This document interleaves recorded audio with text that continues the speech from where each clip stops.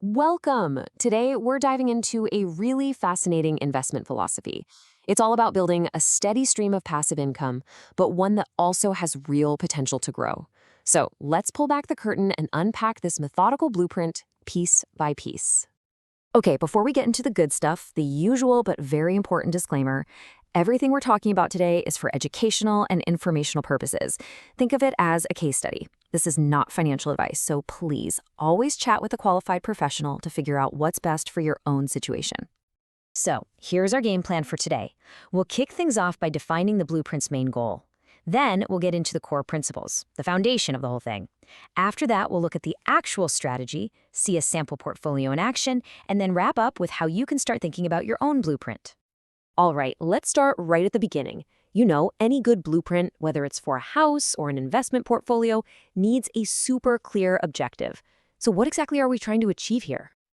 And here it is, plain and simple. The goal is not about chasing risky, high-flying stocks hoping for a home run. Nope. It's about generating a consistent, reliable paycheck every single month, while doing everything possible to protect your initial investment and still giving it room to grow over the long haul. It's all about that balance. So that's the goal, but how do we actually support it? Well, this whole blueprint is built on three core foundational pillars. You can think of these as the absolute, non-negotiable rules that guide every single decision. And here they are. Pillar number 1, capital preservation first. Basically, rule number 1 is don't lose the money. It's that simple. Second, growth with resilience. Yeah, we want growth, but we want the kind of growth that can take a punch and isn't going to crumble during a market downturn. And third, risk-adjusted returns. This is key.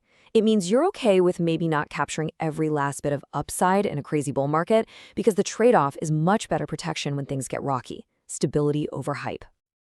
Okay, so we've got the what and the why down. Now for the fun part, the how. Let's get into the nitty-gritty, the actual tactics and rules that turn this philosophy into a real working strategy. At its heart, the strategy focuses on specific types of assets that are designed to generate income.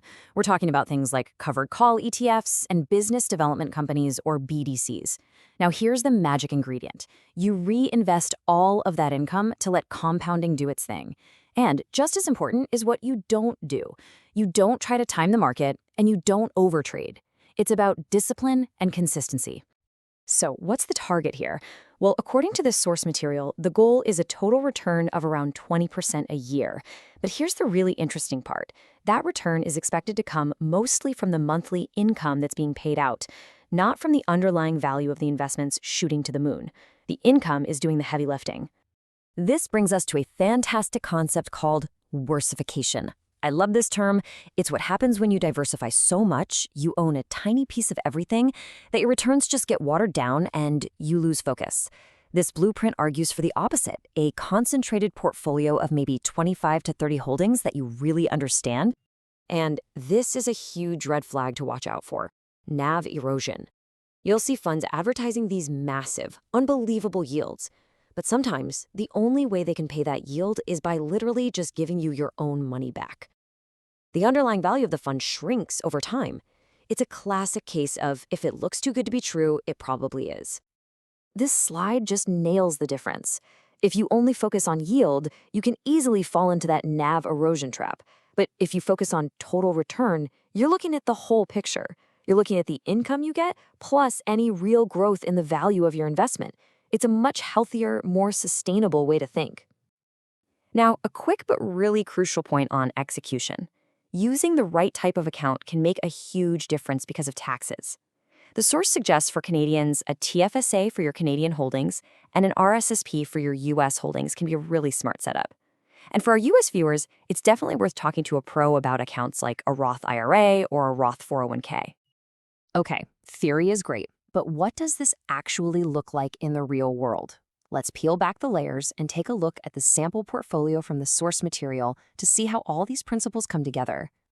Right away, looking at the Canadian portion of the portfolio, you can see that idea of avoiding worsification in action.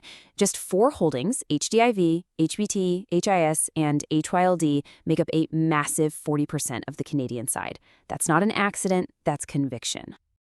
And if we zoom in for a closer look, you can see the details. You've got the tickers, their weight in the portfolio, and their yield. Notice the big positions at the top, HDIV at 15%, then HBTE and HIIS both at a solid 10%. Those top two have some seriously high yields and focus on really specific sectors. Those more aggressive plays are then balanced out by other, more stable holdings. It's all about creating a deliberate mix. The portfolio also diversifies by holding some U.S. assets. You can see they're smaller positions, but they serve an important purpose. They give you exposure to different markets, like the NASDAQ with QQQI, and they also add some currency diversification. It's another strategic layer to the blueprint. All right, to give you a better feel for the actual building blocks here, let's do a quick fire spotlight on 3 of the key ETFs that are in this portfolio. First up is HDIV. The easiest way to think about this one is as an ETF of ETFs. Its whole job is to give you instant diversification across a bunch of different sectors, all while using that covered call strategy to crank out income. It's kind of like a foundational core holding. Then you've got HIS. This one is definitely a more aggressive play. It focuses on the biggest names in tech and growth. Yep, the Magnificent Seven. The goal here is to capture the potential of these huge companies while using an option strategy to generate that high monthly income we're after. And finally, from the US side, we've got QQQI. It takes that same covered call strategy and applies it directly to the entire tech-heavy NASDAQ 100 index. So what's the trade-off? You're basically agreeing to sell off some of the extreme explosive upside, and in exchange, you get paid a very nice, consistent income stream every month. It's a way to turn tech volatility into cash flow. So, we've walked through the whole thing, the goal, the principles, the strategy, and the portfolio in action. Now let's bring it all home and focus on the key ideas you can take away as you think about your own financial path. And honestly, this is the most important point of the entire explainer. This quote from the source materials says it all perfectly. This is one person's blueprint. Your goals, your timeline, your comfort with risk, they're all unique to you. The absolute most important step is to do your own homework and build a plan that's tailor-made for you.